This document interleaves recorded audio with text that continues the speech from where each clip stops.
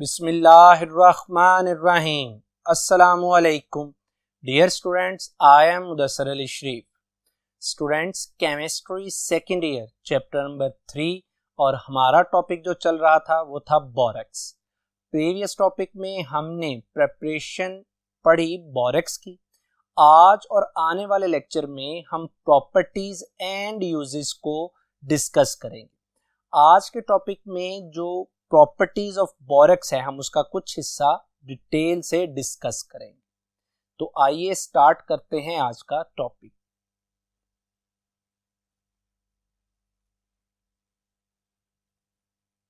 जी students, topic है properties of borax.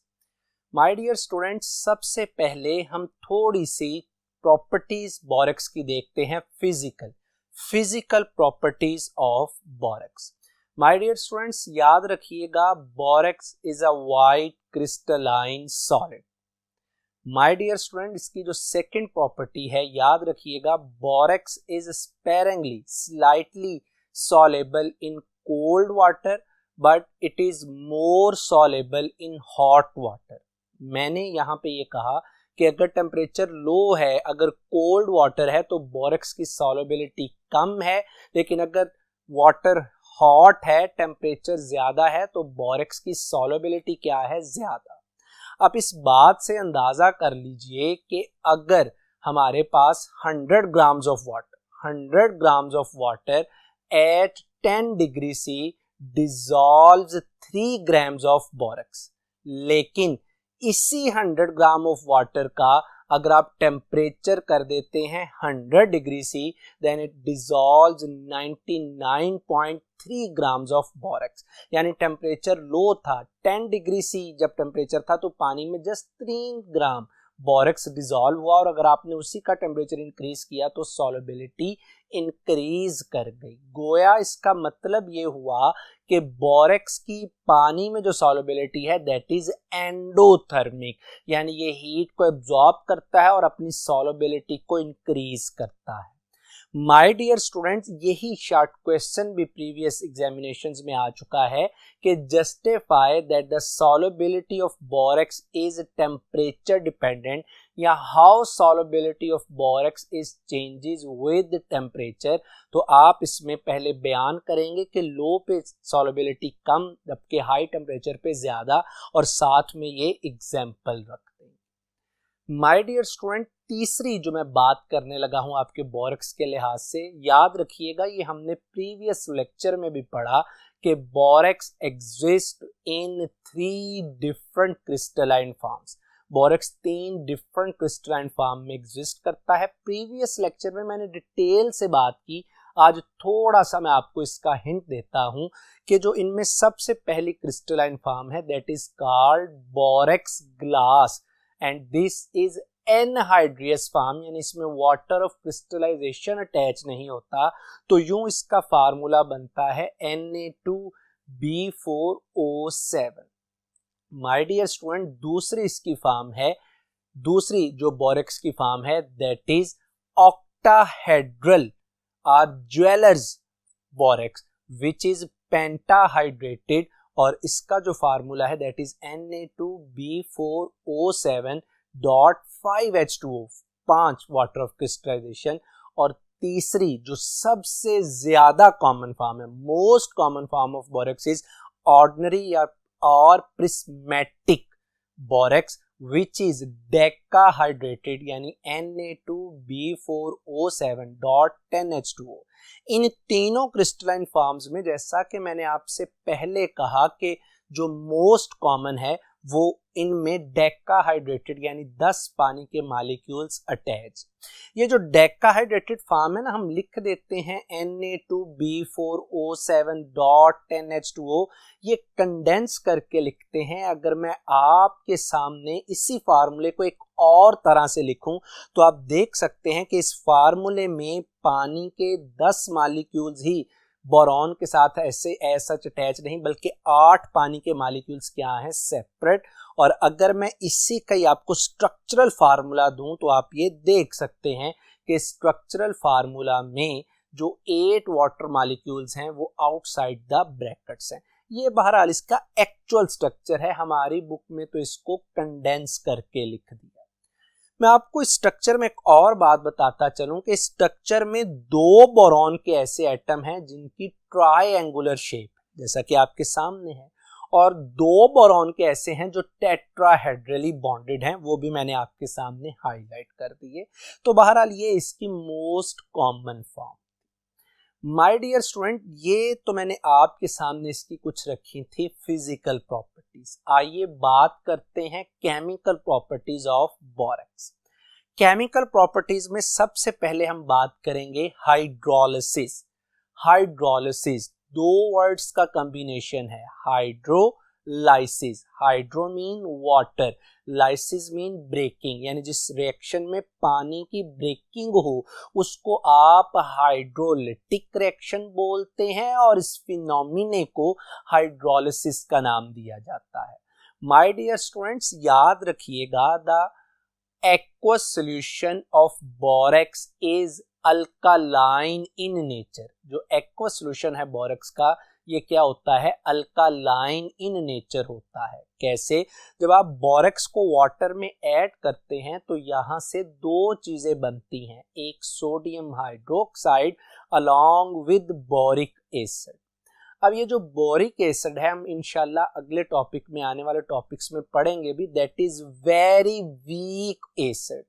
चूंकि ये बड़ा वीक एसिड है, इसका मतलब है ये कंप्लीटली आयोनाइज नहीं होता, यानी इसकी आयोनाइजेशन बड़ी कम है, ये एक वीक एसिड है। लेकिन बोरिक एसिड के साथ NaOH बना which is alkali, very strong base, जिसकी वजह से जो बोरेक्स का वाटर में सॉल्यूशन है वो अल्कालाइन, यानी due to the formation of strong alkali, जो एक्वस सॉल्यूशन ऑफ बोरेक्स है ये क्या हो जाता है, अल्कालाइन हो जाता है। यही वजह है, और ये आपकी एक्सरसाइज का क्वेश्चन भी है कि जब आप एक्वस सॉल्यूशन में, बोरेक्स के एक्वस सॉल्यूशन में लिटमस पेपर, रेड लिटमस को ऐड करते हैं तो उसका कलर ब्लू हो जाता है, यानी इफेक्ट ऑफ पेपर है। माय डियर स्टूडेंट्स, मैंने आपसे ये कहा कि इसका एक्वस सॉल्यूशन अल्कालाइन है, मैं आपको साबित भी कर देता हूं, लेकिन उससे पहले मैं अगेन आपको एक बात बता दूं कि जैसा कि मैंने फिजिकल प्रॉपर्टीज में कहा था कि टेम्परेचर लो है तो इसकी सॉल्युबिलिटी कम है। आप देख सकते हैं कि ये मेरे पास एक प्लेट में बोरेक्स है, जब मैं इसको पानी में ऐड करता हूं यानी टेम्परेचर लो है तो शेक करने के बाद भी इसमें बोरेक्स मुकम्मल तौर पर डिसॉल्व नहीं होता, लेकिन जब मैं इसको हीट करता हूं तो फिर बोरेक्स कंप्लीटली डिसॉल्व हो जाता है। वो ये तो बात थी फिजिकल। मैंने आपसे कहा कि इसका एक्वस सॉल्यूशन अल्कालाइन है। अगर मैं इसके एक्वस सॉल्यूशन में पीएच मीटर ऐड करता हूं तो आप गौर करिएगा कि जो पीएच मीटर है it shows the reading greater than 7, और आपको पता है कि जब पीएच 7 से ज्यादा हो तो इसका मतलब है कि सॉल्यूशन क्या होता है, बेसिक यानी अल्कालाइन। तो गोया aqueous solution of borax is alkaline in nature due to formation of strong alkali NaOH। अब माय डियर स्टूडेंट्स, अगर मैं इस रिएक्शन को थोड़ा सा डिटेल से बताऊं, ये जो आपने पानी में ऐड किया था बोरेक्स को, तो होता क्या है कि borax ionizes in water into sodium ion and tetraborate ion B4O7-2। अब यहां पे जब पहले स्टेप में जो बोरेक्स है ये आयोनाइज हो गया था सोडियम आयन में और टेट्राबोरेट आयन।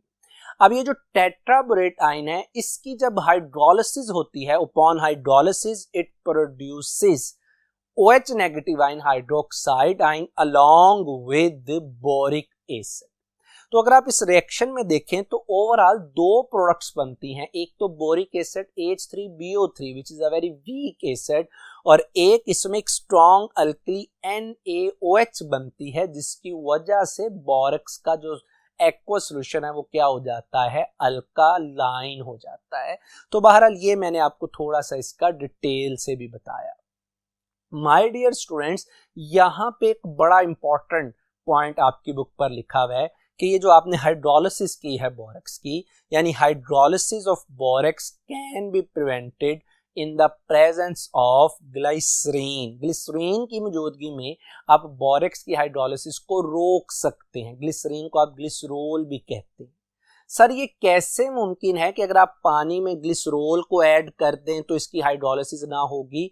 तो माय डियर स्टूडेंट्स, होता क्या है, मैं आपको एक सिंपल सा इसके रीजन बता देता हूं। होता क्या है कि जब आप बोरेक्स के साथ ग्लिसरॉल, जिसे आप ग्लिसरीन भी कहते हैं, ऐड करते हैं, तो बजाय इसके कि बोरेक्स वाटर से रिएक्ट करके हाइड्रोलिसिस करे, बोरेक्स कॉम्प्लेक्स कंपाउंड प्रोड्यूस कर देता है। किसके साथ? With glycerol. तो आप देख सकते हैं इसका स्ट्रक्चर। तो चूंकि बोरेक्स अब पानी के साथ इंटरेक्ट नहीं करता, बल्कि बोरेक्स अपना कॉम्प्लेक्स कंपाउंड बना लेता है विद द ग्लिसरॉल, इस वजह से हम लोग कहते हैं कि इसकी हाइड्रोलिसिस नहीं होती। और मैंने एक सिंपल सा स्ट्रक्चर भी आपके सामने रख दिया। सो आप सिंपल ये कहेंगे कि due to the formation of complex compound between borax and glycerol, hydrolysis of borax is prevented. तो ये बहरहाल आपके सामने एक simple. My dear student, next बड़ी सिंपल इसकी एक प्रॉपर्टी और बड़ी इंपॉर्टेंट है, जिसे हम अगले लेक्चर में डिटेल से डिस्कस भी करेंगे, इफेक्ट ऑफ हीट।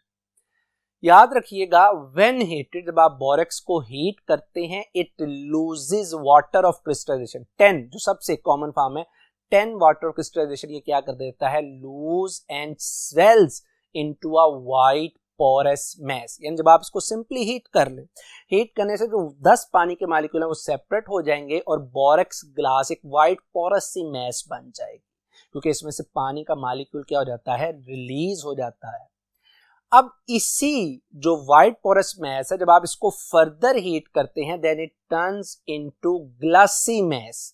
ये ग्लासी मैस में कन्वर्ट हो जाती है। जैसा कि आप देख सकते हैं कि जब आप Na2B4O7 को मजीद फर्दर हीट करते हैं, तो एक तो सोडियम मेटाबोरेट बनता है और दूसरा बोरिक एनहाइड्राइड यानी बोरॉन ट्राइऑक्साइड बनता है, and this is the glassy mass. ये जो ग्लासी मैस है, इसकी एक कैपेबिलिटी होती है कि ये अपने अंदर क्या कर सकती है? मेटेलिक ऑक्साइड्स को डिसॉल्व कर सकती है टू प्रोड्यूस कलर बीड्स।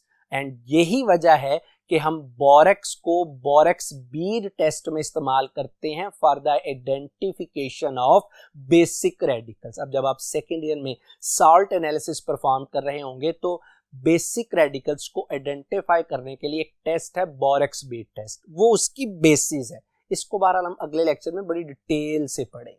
तो हुआ क्या कि सबसे पहले बोरेक्स को हीट किया, स्वेल्स हुआ, वाइट पोरस मैस Na2B4O7 में कन्वर्ट हुआ, जिसे आपने फर्दर हीट किया तो ये ग्लासी मैस में कन्वर्ट हो गया बोरिक एनहाइड्राइड।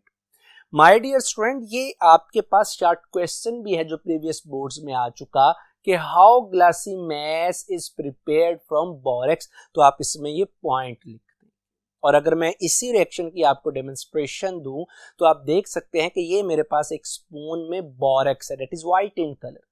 जब मैं इसको हीट करता हूं, तो हीट करने से ये स्वेल्स अप हो जाता है और व्हाइट पोरस मैस में कन्वर्ट होता है। और जब इसी व्हाइट पोरस मैस को मजीद हीट करता हूं, तो it turns into glassy mass, glass की तरह की मैस में क्या हो जाता है? कन्वर्ट हो जाता है। माय डियर स्टूडेंट्स, आइए इसकी नेक्स्ट प्रॉपर्टी की बात करते हैं, और नेक्स्ट प्रॉपर्टी है रिएक्शन विद एसिड्स। याद रखिएगा कि जब भी हम क्या करते हैं, एक्वस सॉल्यूशन ऑफ बोरेक्स को एसिड से, mineral acids like hydrochloric acid, sulphuric acid से ट्रीट करवाते हैं, तो ये कॉरिस्पॉन्डिंग साल्ट प्रोड्यूस करता है और साथ में बोरिक एसिड। फॉर एग्जांपल, जब आप एक्वस सॉल्यूशन लेते हैं बोरेक्स का और इसको ट्रीट करवाते हैं विद 2 यूनिट्स ऑफ HCl, तो यहां से एक प्रोडक्ट बनती है sodium chloride along with boric acid. और इसी तरह अगर आपसे मैं कहूं कि आप एक्वस सॉल्यूशन लेते हैं, यानी पानी में, जैसे Na2B4, और मैंने पहली क्वेश्चन में 5 पानी के मॉलिक्यूल भी लिए, इसी तरह जब आप बोरेक्स को सल्फ्यूरिक एसिड के साथ, एक्वस सॉल्यूशन ऑफ बोरेक्स को सल्फ्यूरिक एसिड से ट्रीट करवाते हैं, तो यहां से एक product sodium sulphate along with boric acid बनता है। और ये भी आपकी एग्जामिनेशन में क्वेश्चन आ चुका कि आप कैसे बोरेक्स को बोरिक एसिड में कन्वर्ट करते हैं। माय डियर स्टूडेंट्स, मैं इसी की अगर आपको डेमोन्स्ट्रेशन दूं, तो ये मेरे पास 2 बीकर हैं। एक बीकर में मेरे पास हेटेड सॉल्यूशन मौजूद है बोरिक्स का, और दूसरे में मेरे पास है हाइड्रोक्लोरिक एसिड। जब मैं इन दोनों को आपस में मिक्स करता हूं, इनके मिक्स होने से रिएक्शन होता है और रिएक्शन के नतीजे में बोरिक एसिड बनता है, जिसे हम ऑन कूलिंग क्या कर लेते हैं, सेपरेट कर लेते हैं। तो कूल करने पर इसके क्या बन जाते हैं, क्रिस्टल्स। माय डियर स्टूडेंट्स, अगर मैं नेक्स्ट प्रॉपर्टी की बात करूं तो that is reaction with ammonium chloride.